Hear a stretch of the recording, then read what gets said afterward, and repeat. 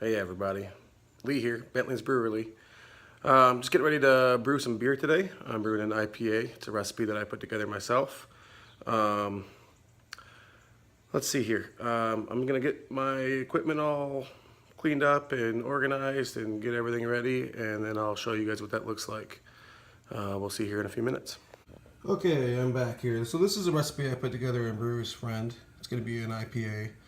I'm using 10 3/4 pounds of 2-row, 1 3/4 pounds of caramel crystal 20, and 1 3/4 pounds of pale ale. So I'm just using Falconer's Flight and Amarillo hops.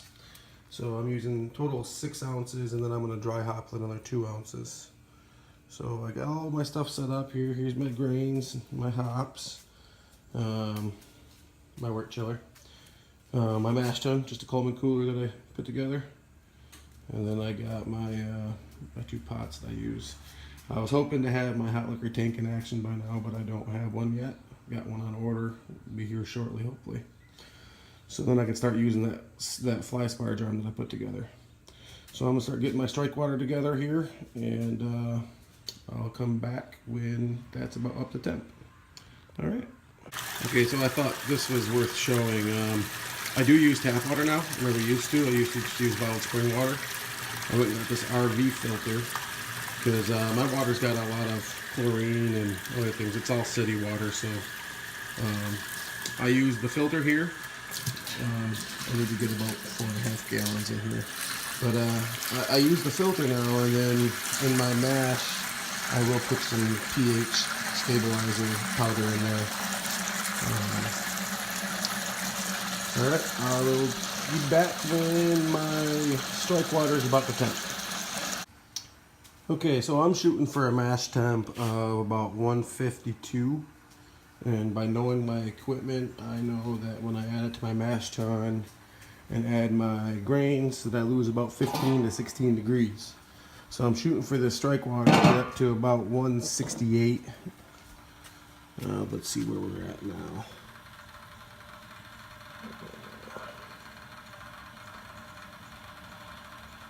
So we're right there, a little bit over. So I'm gonna put the phone down for a second, camera down for a second, and I'll dump this mash water into my mash tun, and then I'll start doughing in. All right. Okay, I do like to dump the strike water into the mash tun and let it sit for a minute or so, just to kind of warm up the mash tun. So that's in there. That should be good to go now. Now to try to open this grain bag and hold the camera at the same time. Let's see if I can do that. It's gonna be difficult. I usually just like to pinch a corner off so I can dump it in easier.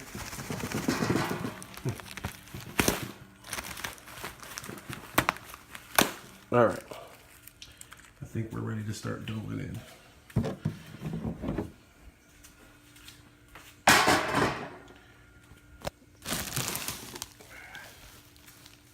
I can do this one-handed.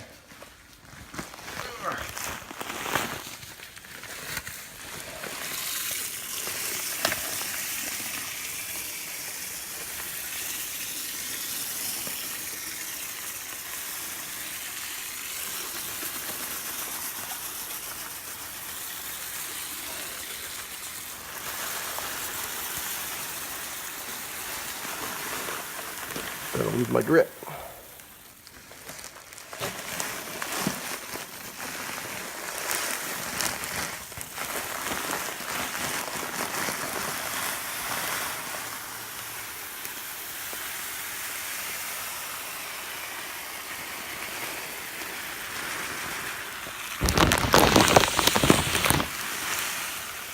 Sorry, not the most sophisticated of equipment that I'm taping with or recording with, so you have to bear with me here. And I've never videotaped a mash before. Almost all of it. Kind of made a mess. Okay. So all those are in there. Stir them up really good. Make sure I don't have any dough balls. So we can get that wonderful starches out of these grains so I can have some nice sweet wort. I don't see any dough balls. Let's make sure we get it stirred up really nice. And I will let this mash for about an hour. Usually I'll come halfway through and stir it up again real quick. So let me see what our temp is. Like I said, if I know my mash tun and my equipment well, I'd be willing to bet. I got a little high on the strike water, so I'd be willing to bet we're about 154 or so.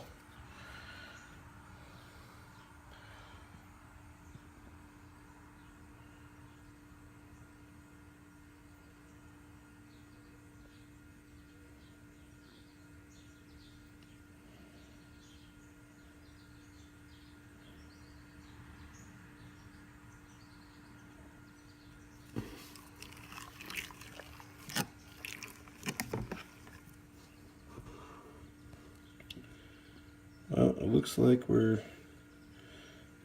at about 151, which actually is only about a degree different from where I wanted to be. So, because I wanted to be at 152, so I guess I don't know my equipment as precisely as I thought I did. All right, I'm gonna put the lid on this, let this mash for an hour, and we'll see you guys in a little bit. Yeah, about 2 minutes into my mash, and I forgot to add my my pH stabilizer. So usually I add it just to the water, but I guess this time I'm adding it on top of my grains and everything.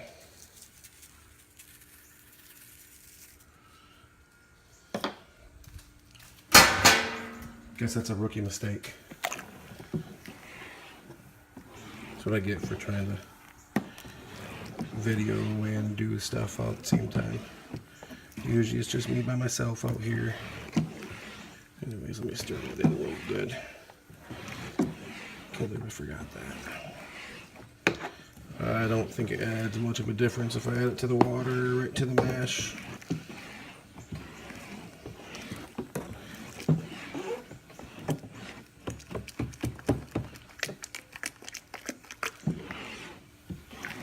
I think we'll be okay.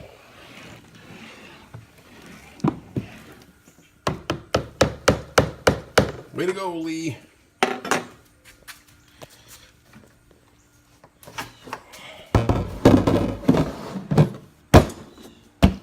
And I do use, that's what I use, 5.2 pH stabilizer.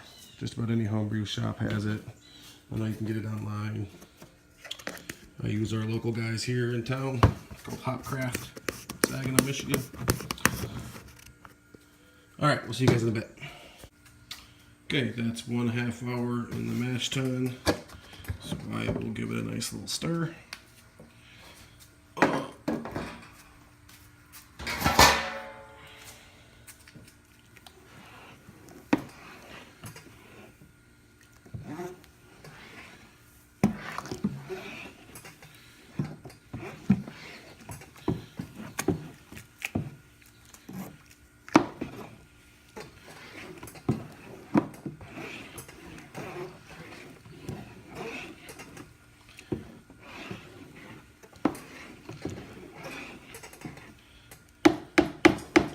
I think that should be suffice. See you in another 1/2 hour. Okay, it's been an hour. So I'm gonna give it another little stir here, and then we'll start our whorl off and start getting our first runners. So, see a nice little decent color here. Make sure we don't have any packed spots.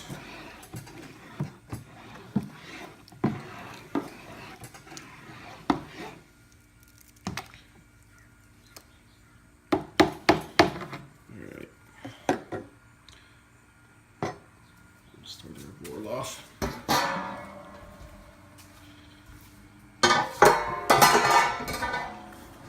See if I can do this one-handed.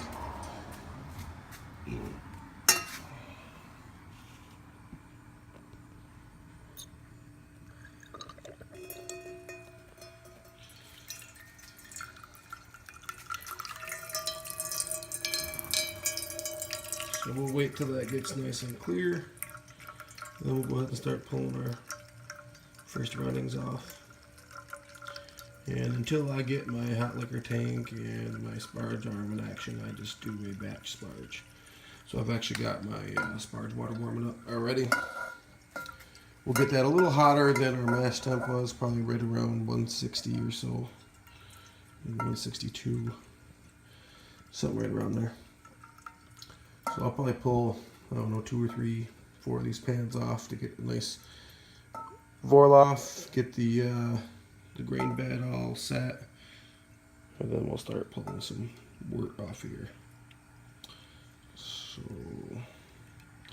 I will go ahead and put my camera down for a little while, and I will show you what the what it looks like after the vorl off when we get a nice clear wort coming out. Okay, so this is about the 5th pan that I pulled off. As you can see, I'm not getting any grain particles. It's definitely not as cloudy as it was when I first started, so I'll finish pulling this pan off and then we'll start pulling our first runnings. Obviously I'll just dump this back slowly on top so I don't disturb the grain bed.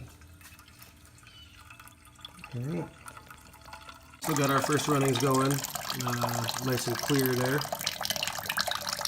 I did pull off a sample so I can get a gravity reading. We'll see what that's at. I did cool it down a little bit in the freezer.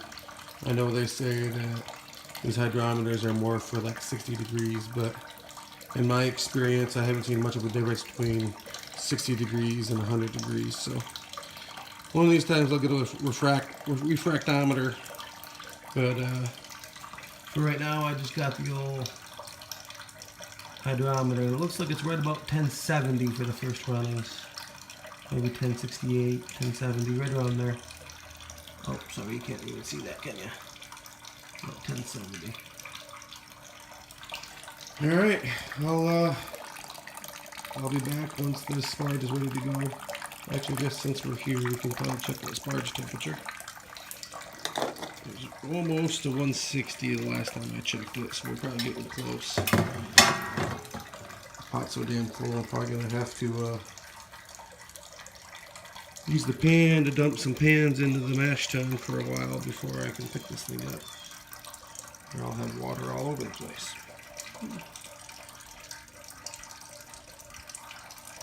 So right about 160, coming up to 161. I'll probably get it to 165 before I shut it off, actually. My mash got a little cooler than I wanted it to. It looked like the ending mash temp was probably right around, I don't know, 145, 147. I'm shooting for 152, so. But that's normal. I don't have that sophisticated of equipment, so. Alright, see you in a bit. Alright. So you can see the first runnings are down to a very slow trickle, so I think it's time to shut the valve and start adding my sparge water. And we'll get my second runnings with another vorl off. So I'll shut this. Open this bad boy back up. Like I said, this sparge pot's full to the brim, so I'm just going to utilize this pan.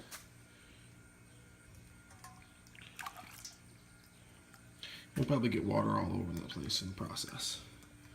I'm just going to pour that right in there. I ended up getting to about pretty close to 170 actually with the water, but with the mash out water, I don't think that's an issue.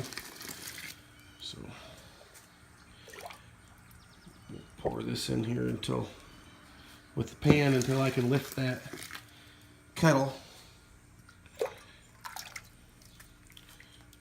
I'm not much a fan of getting hot water all over myself, so. Plus this way I can do it on camera. Like I said,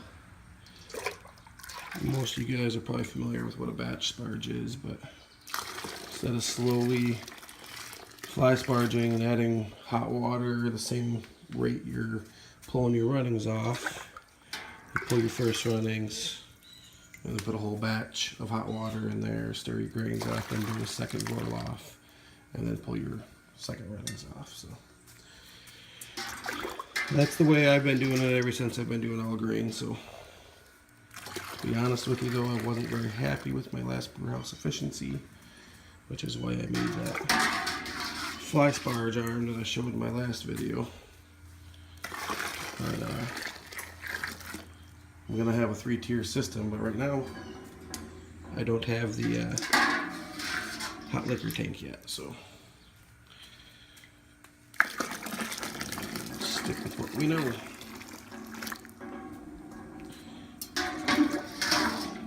We're getting close to the bottom of this.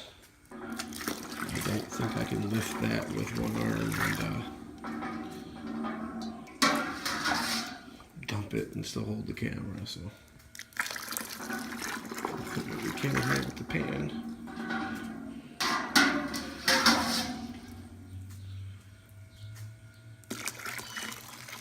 Alright, I'm going to put the camera down for a second so we can dump the rest of that water in there, and I'll be right back. Okay, got all the sparge water in there. I'm just going to give it a good mix, and then we will start our second boil off. I rearranged this too, so when I start pulling second runnings, I got the pot right on the burner. And I'll actually start that burner right after I start the second running, so I can start getting that up to heat, up to temp.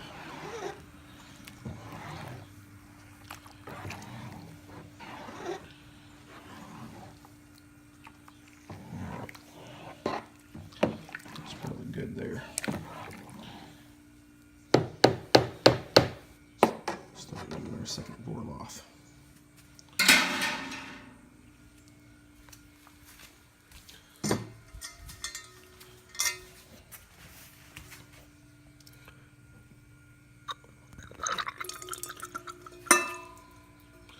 Same thing as the first.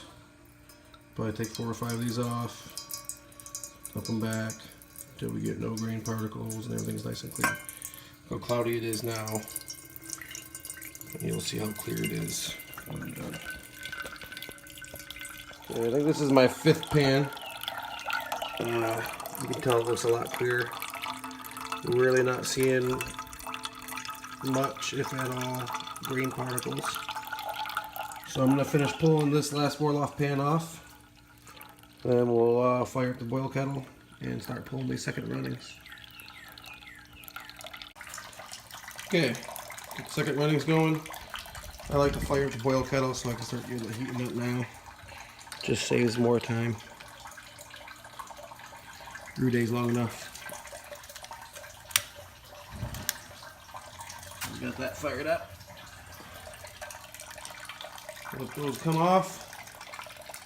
I'll get another gravity reading actually.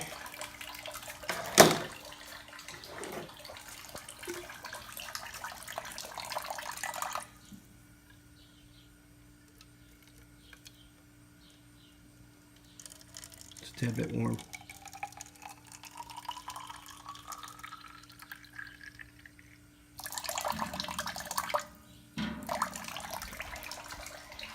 Like I said, I'll cool my sample off in the freezer, but I don't get much of a difference between 60 degrees and 100 degrees. So, all right, see you in a bit. All right, we'll go in the freezer, grab the sample so we can get our second gravity reading.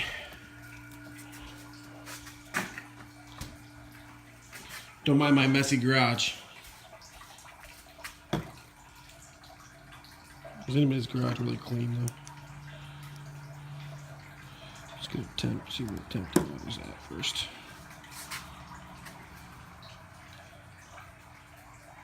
About 76 degrees, 77 degrees, right around there.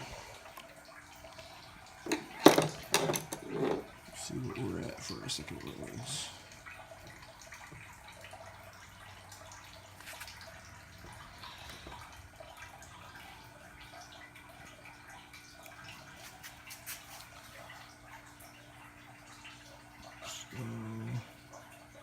About 10:30.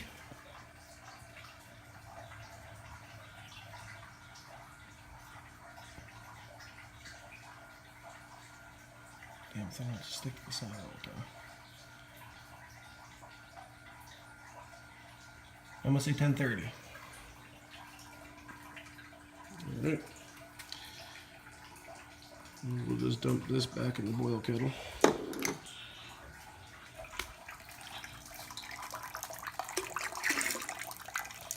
See all our goodness. I did measure out my hops somewhere in there when I was doing all the other stuff. So each hop addition is going to be 1.5 ounces. It's 3/4 of an ounce of the Falconers and 3/4 of an ounce of the Amarillo. So all 4 hop additions.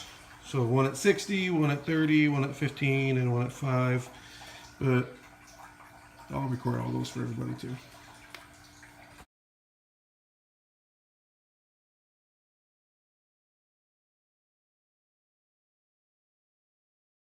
Okay, I'm just waiting for this to come up with boil. Looks like my second runnings are down to a trickle. And actually I've got my boil volume, so I'm just going to go ahead and shut the valve off. Let this come up to a boil, and then we'll do our first hop addition. So, looks like the hop break's not quite there yet, so I'll come back when I see a strong hop break, and we'll do the first hop addition right after that. So we're almost to boil. Got a decent amount of hop break on the top. I'll let this go a few more minutes. Get a nice rolling boil going. Get that hop break incorporated. And then we'll do our first hop addition. Okay, we're just starting to come up to boil. I'm going to let all that hop break incorporate in before I add my first hop addition. Stir that around.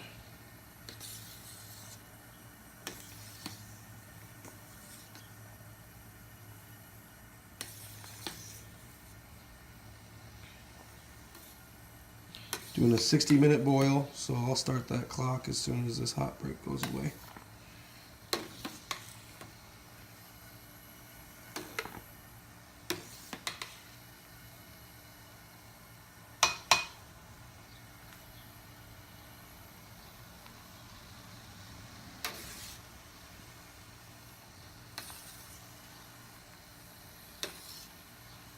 I just like to get the hop break incorporated that way. There's less chance of a boil over when I add those first hops. Try to get those proteins incorporated and get them out of here. See you in a couple minutes. Okay, I think all that thick hop break is incorporated. Time for our first hop addition. So, like I said, I got 3/4 of an ounce of Falconer's Flight and 3/4 of an ounce of Amarillo. We'll add these for our 60-minute hop addition, and then we'll be back for a 30-minute hop addition, which will be the same hops, same amount. I do like to stir those in. Smells awesome. Wow.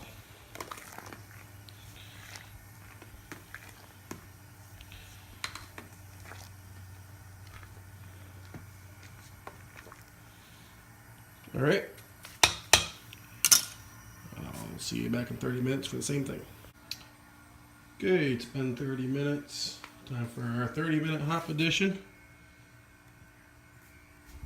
I won't reiterate what I already said before. It's the same hops as the first one. Same amount.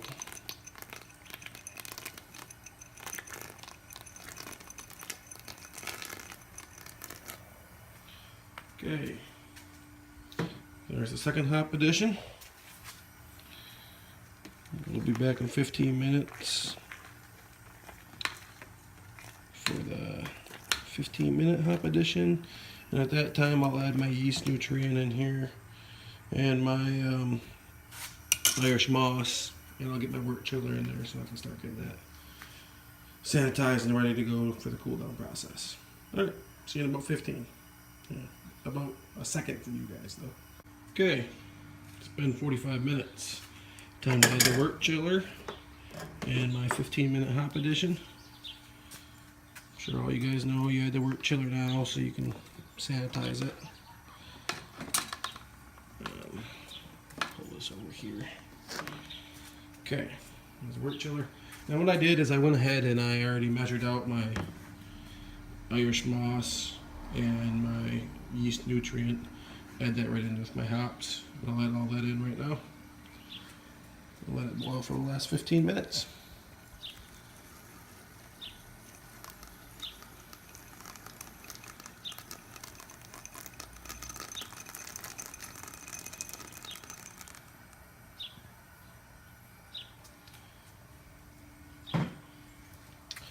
Like I do every other time, I'll give it a nice stir in.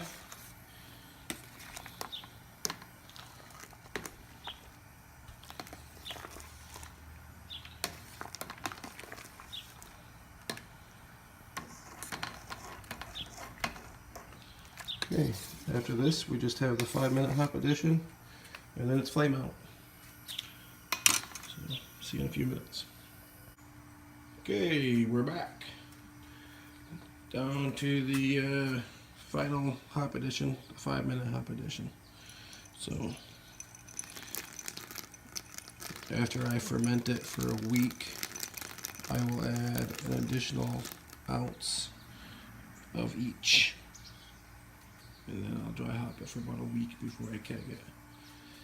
Okay, so after this 5 minutes, I'll bring everything in the house and I'll do the wort chiller to my faucet in the kitchen there. And we'll do hook up the wort chiller and we'll start cooling it down to about 70 degrees or so. Alright, see you shortly. Okay, 60-minute boil is done. Now I'm going to shut the propane off and we'll bring this in the house and start the chilling process. I kind of got a smaller wort chiller that I've had when I used to do extract kits, so it takes a little bit longer than I would like, but you can usually get it down to temp in about a half hour or so. Alright. Okay, so got that out with the boil, brought it in the house. I'm hooking up my wort chiller. Just screws right onto the faucet. Then we'll put some cold water through it. Like I said, at about a half hour or so is usually what it takes. This stupid thing.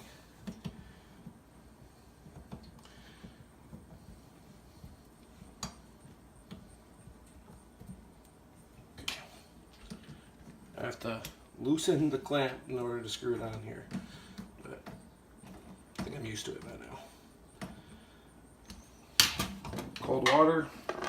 Don't need to be up full blast. Actually, I think I found the slower I go with the cold water, the faster it cools down. We'll cool it down, get the temp.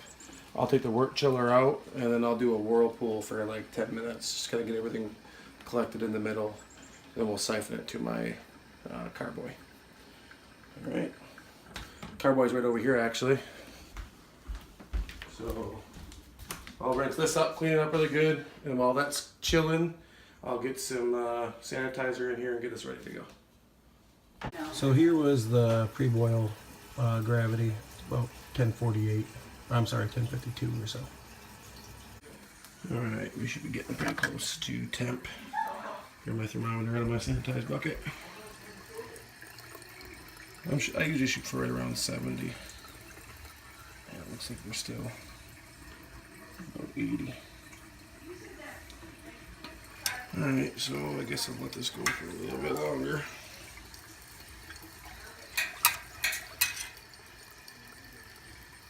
It looks like a little bit over 80. Alright, so I'll go for about another 10 minutes or so. Alright, let's check this temperature again.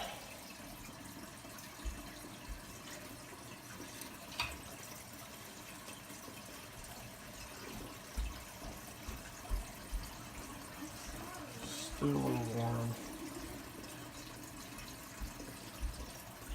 Alright, we finally got it down to about 71 degrees or so.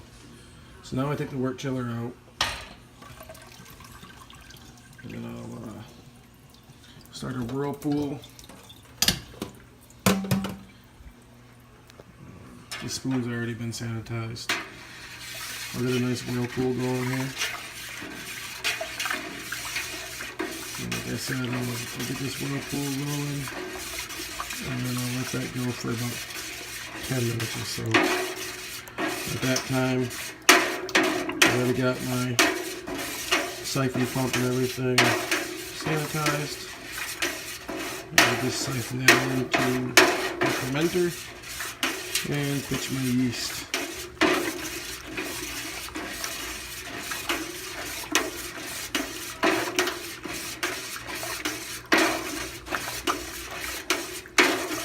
And at this point, I kind of don't mind making all the bubbles and adding all the oxygen, because that's good for the yeast anyway. With the lid here, I usually spray the lid back down again. It's been sitting on the countertop. I don't know if it flies or whatnot going on it, so spray it with the sanitizer.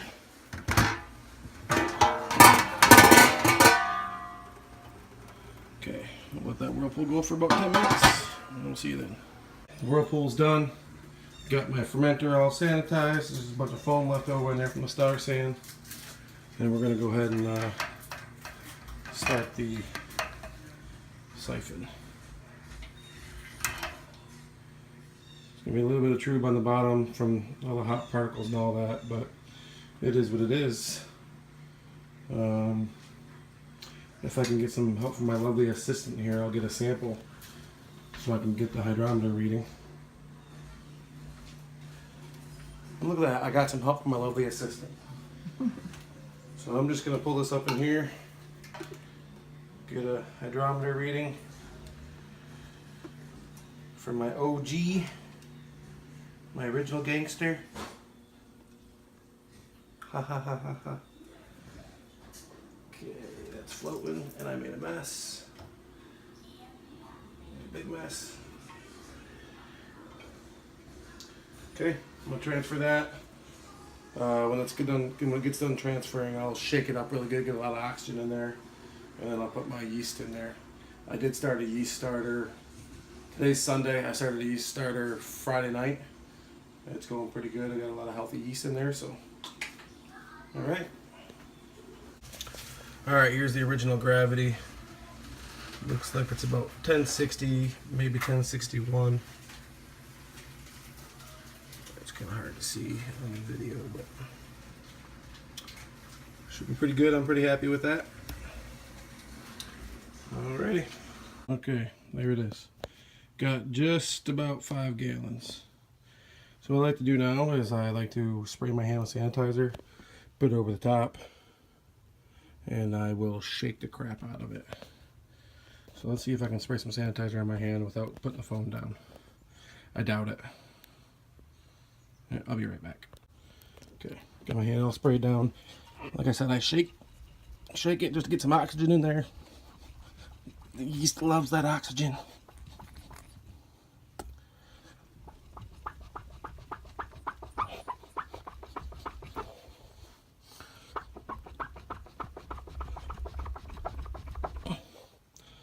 Alright, that's pretty good. Okay, so I have my sanitized funnel. There's a sanitized blow-off tube in there, and I'll just use that bucket of sanitizer to put my blow-off tube in. Here's this one's some yeast that we're harvesting, but here's some yeast. The yeast starter I got going the other night. Just been stirring it every time I walk by it, pretty much. And get that all stirred up together, and then we'll dump that out in. So let me see here. I don't see any floaties in the bottom or any stuff stuck to the bottom, so I think we're good to go. Okay. Never done this one-handed, so I have to spray around that.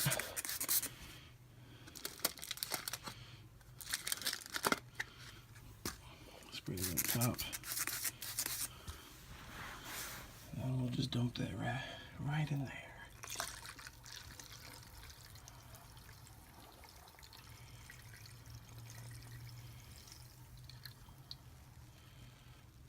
There we go. That one's all good to go. For the blow-off tube, pretty simple. Let me make sure there's no stuff in it. Okay. So I just hook one end up here. And one end goes in the sanitizer. And that's it. Come back in a week and I'll dry hop it. And maybe I'll do a taste tester when we get it all said and done. Thanks for watching, and I guess comment. I'm new at this, so I'll take good and bad comments.